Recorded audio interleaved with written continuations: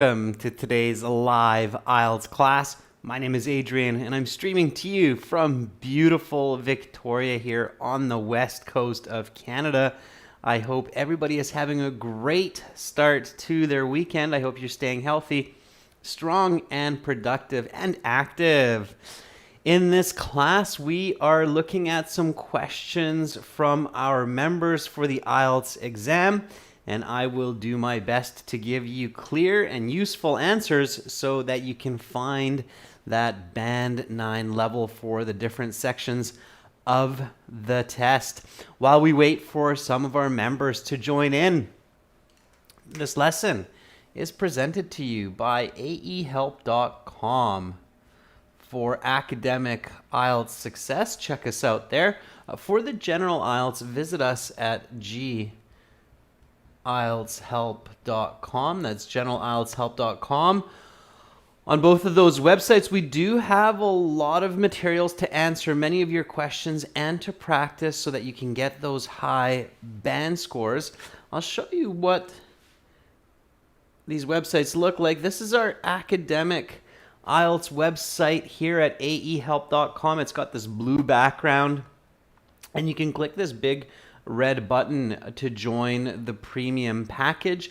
It's a one-time payment for lifetime access. Welcome to the class, Akshay. We're just waiting for a few more of your peers before we get into it. And then for the general Ielts, it's this green background here. And again, click that big red button to join the premium package. It is well worth that one-time payment. We are an official British Council Ielts test registration center and certified agents, so you're in good hands with us. You can download and link our apps. Our apps are Academic Ielts Help. This app will link you to aehelp.com, and General Ielts Help app will link you to gieltshelp.com. You can also follow us on Instagram. On Instagram, we share lots of vocabulary as well as some common answers to common questions. So for academic, follow us on IELTS_AHelp or gieltshelp. And if you have questions, then you can always send me an email as well. So members, if your question isn't answered in this class today, you can just send it to me by email, adrian@aehelp.com, and we're pretty good at getting back within about 24 hours or less for any inquiries. You can get our books through Amazon also. These are our exam books. Just search for AE Helps Academic Ielts and GE Helps General Ielts. All right, so we've got this Q&A session for members coming up right now. Questions can be about the Ielts exam, about English, about studying abroad or moving abroad. I have a fair bit of experience with that as a British Council agent as well, so I can give you some answers, and I'm quite worldly. I've been to a few countries and lived in a few countries. So after this class, we'll have a speaking part 2 where everybody will be able to join the chat. We will look at a new cue card for that. It is going to be, again, for everyone. If somebody wants to become a member of our channel, by the way, all you have to do is click the join button next to the subscribe button, choose the correct tier of membership, and then go from there. Sunday, Monday, Tuesday, we have no class.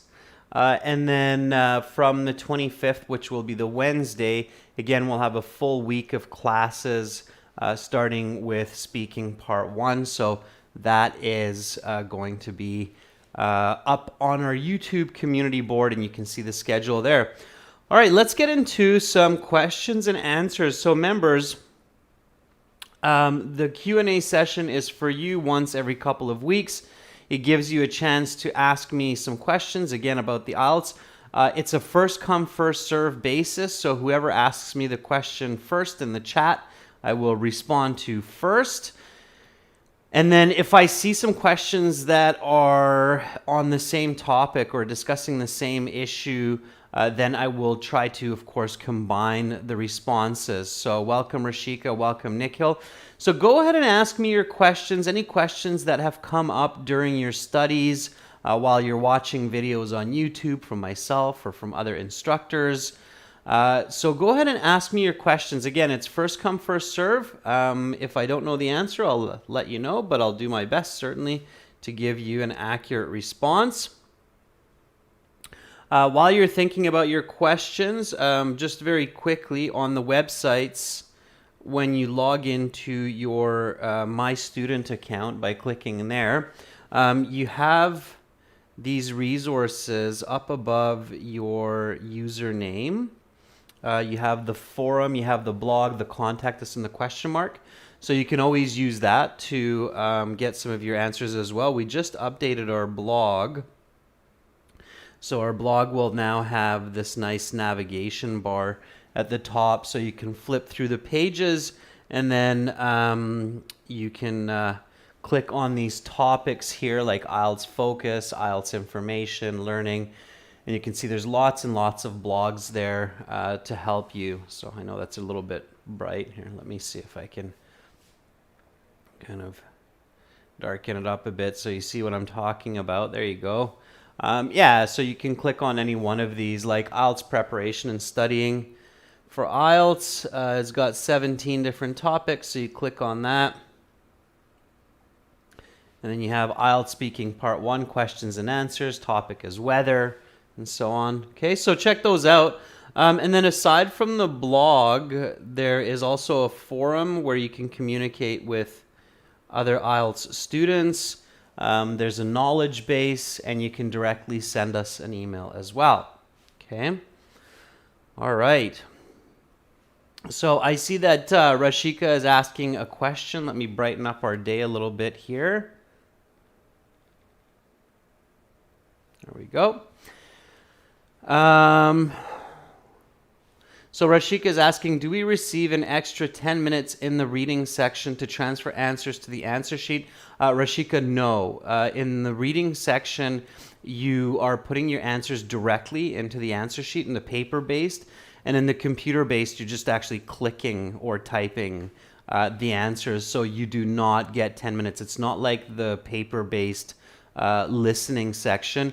In fact, Rashika, in the computer-based IELTS exam in the listening section, you do not get 10 minutes to transfer your answers to the answer sheet. You get a couple of minutes for reviewing your answers, and that's it. Okay, so Rashika, the answer to your question is no. In the reading section, you put answers directly into the answer booklet, so you do not have time or extra time for transferring answers. Simply put, Rashika, just keep this in mind. You have 60 minutes to complete the reading section.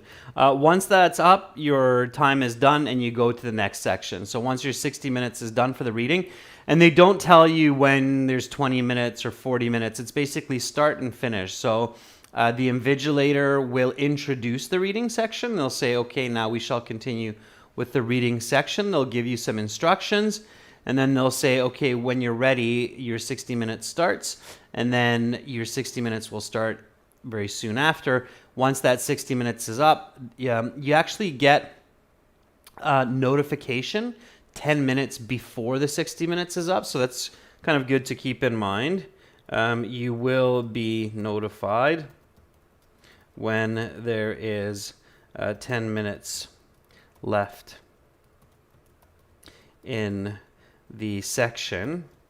And they'll also say, and you may no longer use the washroom. Okay, so in the final 10 minutes, they'll say, okay, you have 10 minutes left in the reading section. at this point in time, you may no longer use the washroom. So keep that in mind, that if you really need to go to the bathroom, don't wait until the final 10 minutes, because they do not let you exit the room at that time. Okay, so that's what you need to know about the timing of this section. Okay. All right. Nick Hill says, can you provide a checklist for task 1 and task 2 so that I can use it when I'm proofreading the essay? Okay. I'm not 100% clear, Nick Hill, what you mean by that checklist, but I think I have an idea. So I think your question, Nick Hill, is, can you provide a proofreading checklist for task 1 and task 2? Okay, sure. So kind of like, what are the main points that you should be looking for, Nick Hill, right? Okay. All right.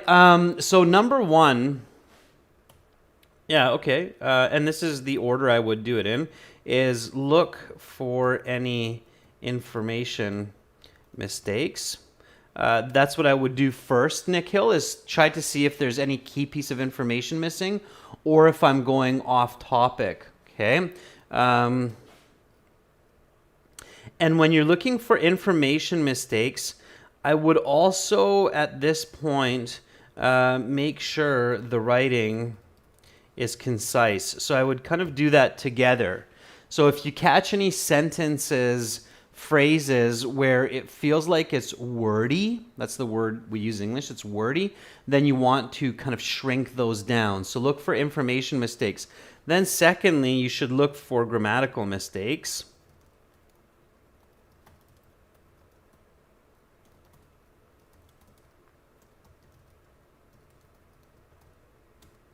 Okay, and then finally, you should look for vocabulary improvement.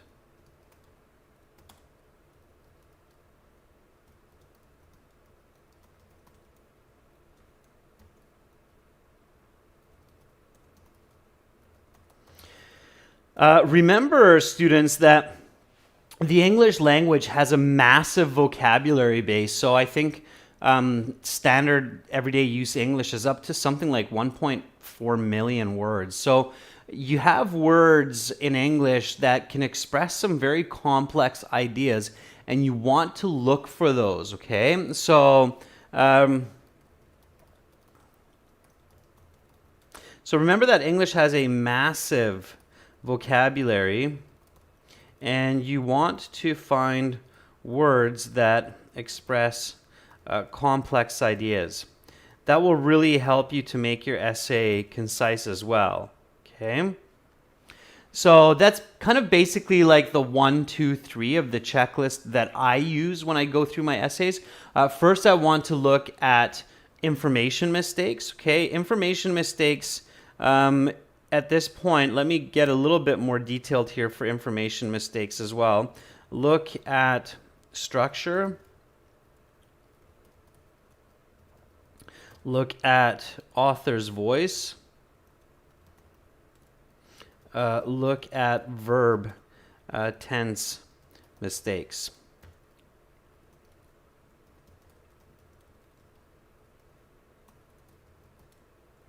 Okay, such as using will unnecessarily. Okay, if you find the word will in your essay, you should be thinking about how to remove that. Okay, so that could be your checklist, Nick Hill. So firstly, look for information mistakes. Make sure the writing's concise so you don't have extra unnecessary words. Look at the structure. So make sure that you have the right format: introduction, hook, background, thesis. Look at the author's voice. Make sure that you're not using you, or that if it's a first person voice like we did this week, then we can see that in body 1, body 2. Look at the verb tense mistakes. So if you say, like, people will be able to do this, then change it to people can do this. Okay, you should usually be in the general tense, so general present tense, okay? Look for passive, active voice on the tenses as well. Errors. So can I make this sentence more elegant, more complex in the sense that it creates smoother reading? Can I combine sentences? Is this sentence unnecessarily complex? So look at your grammar, okay?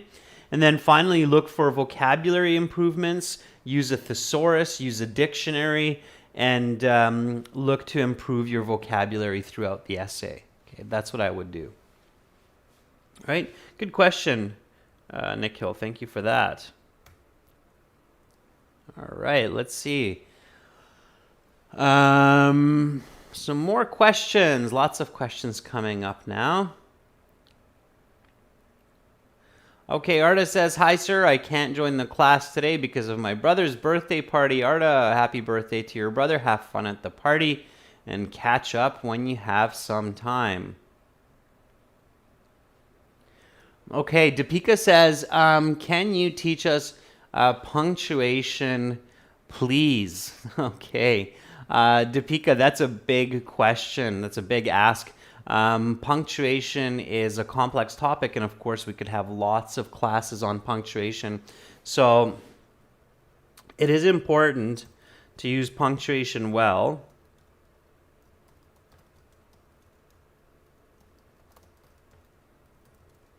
In IELTS, okay? By punctuation we mean like commas, period, semicolon, okay? Brackets or parentheses.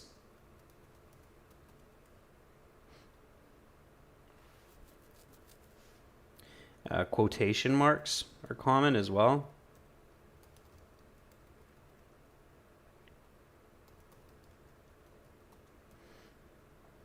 All right. Yeah, so you should use these accurately for sure. Okay. And it is important to learn that. There are lots of different rules for this, Deepika. I'll talk a little bit about some of the common mistakes that I see people make when they are doing their writing for the IELTS exam, okay? So common punctuation mistakes in IELTS that cost you marks, all right?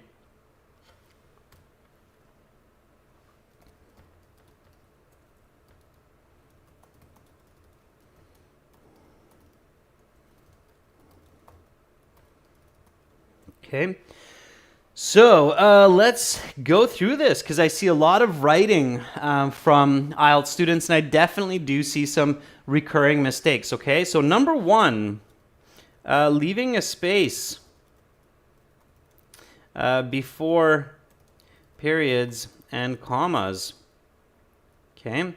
So for example, students will often write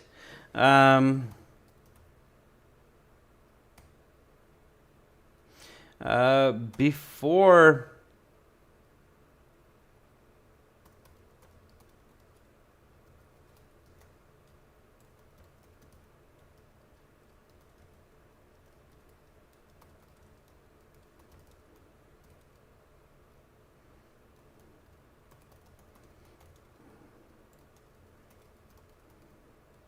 okay, so this is a common mistake that I see in people's writing, is that they'll actually leave a space before the comma or before the period.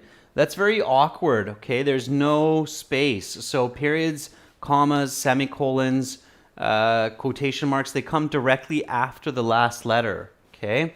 So there should be no space.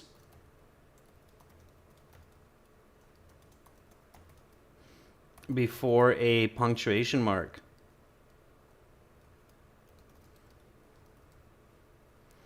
Okay. Another common mistake, Deepika, that I see is an overuse of commas. And another way to say it is using commas when not needed. And the technical term, if you want to know it in writing, it's called a comma splice. Okay, so I'll give you an example of this one as well. So often a student will write a sentence that's something like this. So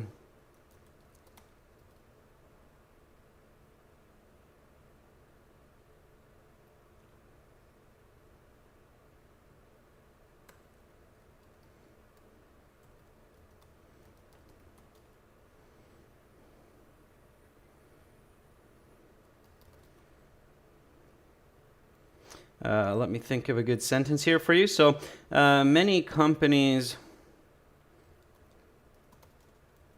invest a lot of money into the environment, which have the best interest of future generations in mind. Okay. All right, so oftentimes I'll see something like this where students learn somewhere that you and you can see the grammar check is catching that space there before the comma.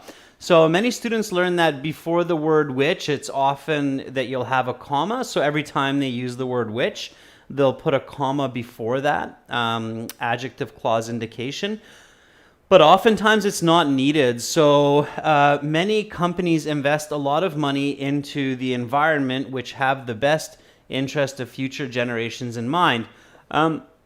Here you don't need this comma. And oftentimes you don't need the comma. So you want to be really careful with overusing comma. The kind of rule in writing, okay? So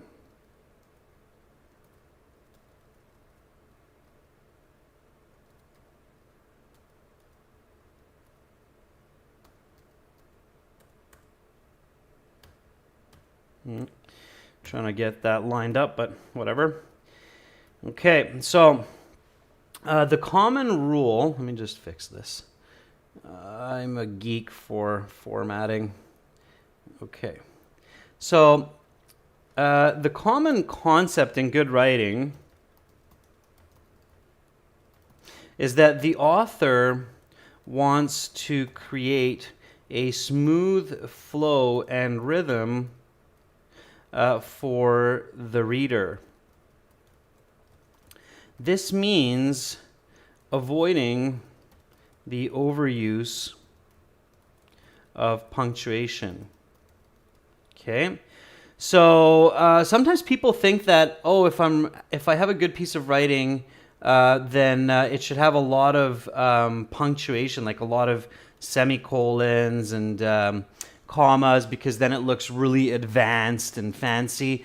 But that's not actually true. So if you study English literature, you will learn that good writing minimizes the use of punctuation in order to minimize the breaks for the reader. Okay, because punctuation, like a period or a half stop or a full stop, you hear these expressions as well, they stop the reader. That's why they're called a half stop or a full stop or a quarter stop. So in good writing, you actually want to minimize the use of punctuation so that your reader has a really good flow to their reading. Okay? I hope that makes sense. Now, Deepika, in order to get more information, go to the blog on the website, and in the blog, you will find, let me see, you can do a search in the blog here and search for comma or comma rules, okay? And when you search for comma rules, you'll find this blog here. It's a great read. Let me just darken that up a bit so you can see that real clear. Okay, so Deepika, I highly, highly recommend you checking this out, okay? It's called Ielts Task 1 and 2, Using Commas, 12 Rules to Follow, okay?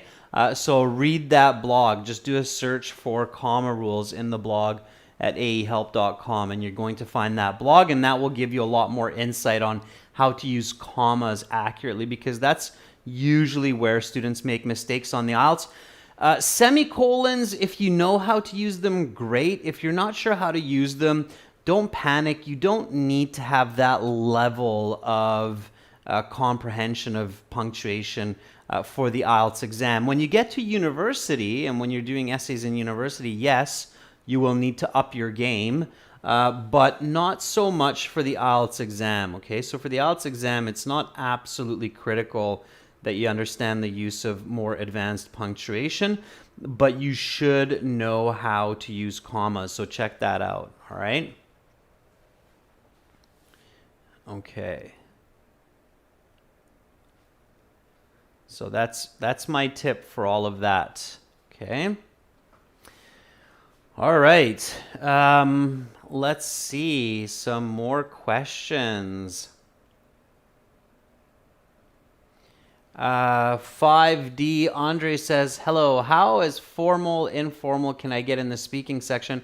For example, can I use the phrase I was like to indicate speech? If not, then how bad would it be if I accidentally use it?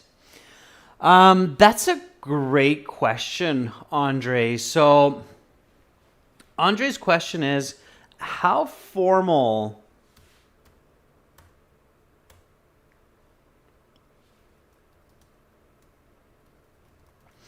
should my speech be, or my speaking be, during the speaking section? What happens if I use colloquial expressions and or slang like wanna, gonna, like, radical, cool, okay? Let's get into a few of these. That's a really good question, okay? So the answer is it's okay to use informal language as long as you don't overuse it. You do want to sound professional, okay? So in order to maximize your scores, it's difficult to answer this question, but I will do my best to give you a clear idea. So in order to maximize your speaking score, you do want to sound professional, okay? Meaning clear, coherent, and advanced language. By advanced language, I mean complex grammar and vocabulary. Okay. So, having said this, everybody does have their own style of diction, and that's okay.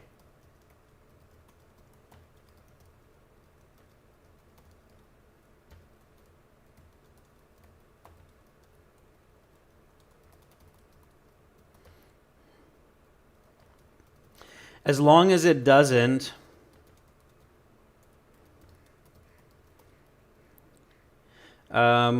detract from the above. Okay, detract means take away.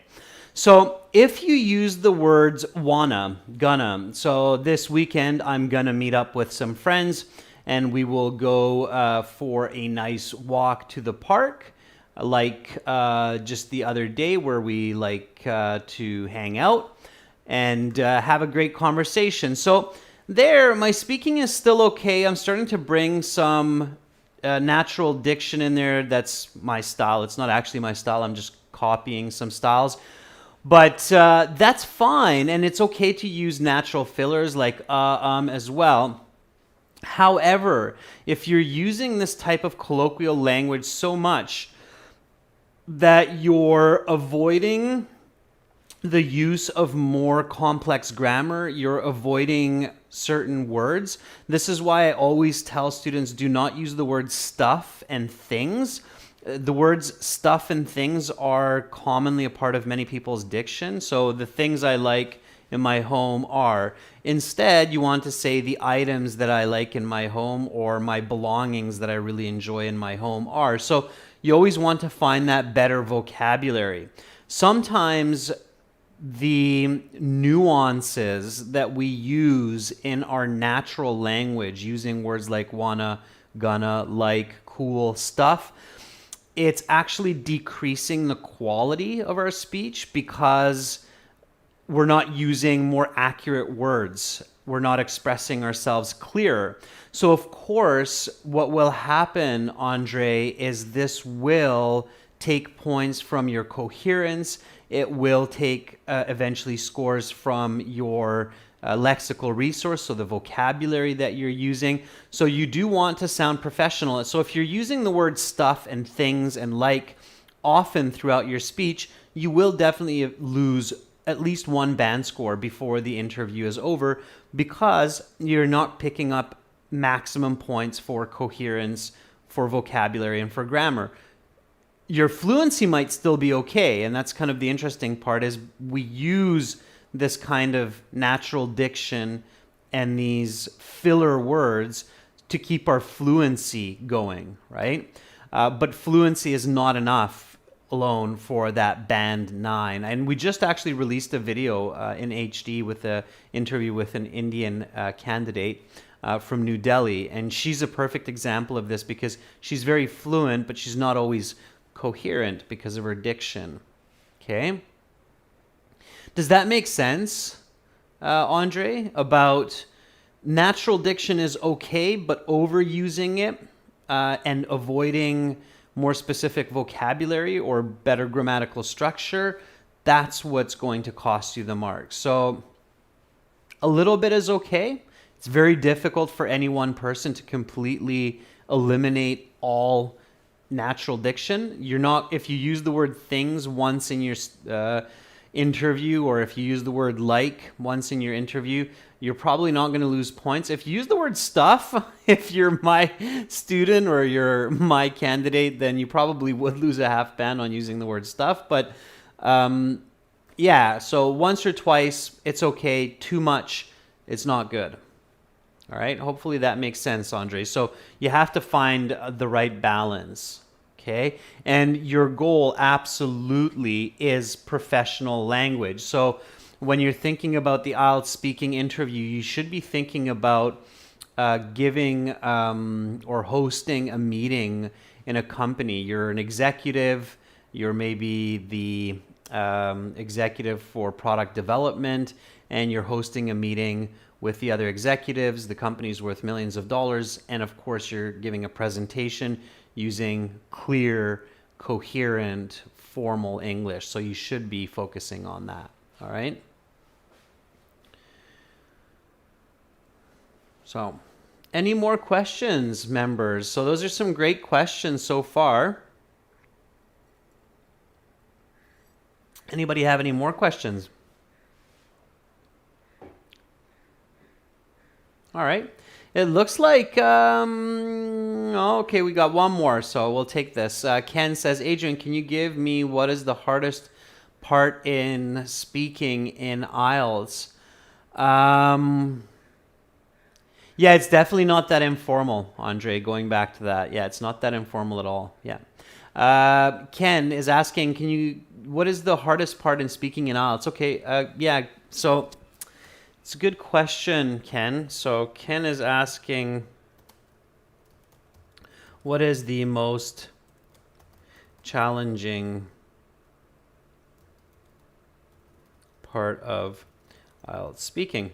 I would say, Ken, that part 2, cue card, is the most challenging for most candidates, let's say, because it is not a type of situation that people are used to in everyday life. Okay, so part 2, Ken, I would say is the most challenging because usually we do not walk around giving 2-minute little speeches on many topics. Okay, so talking for 2 minutes clearly, coherently about a specific set of questions is arguably the most challenging part of the speaking section. Also, it decides a lot of your mark because part 3 is connected to part 2. So if you do a good job in part 2, you have a much better chance of doing a great job in part 3. If you do a bad job in part 2, usually part 3 ends up being not as good also. So definitely part 2. And on that note, Ken, our next class will be speaking part 2. We'll go through that, and I'm going to explain exactly what you need to do in part 2.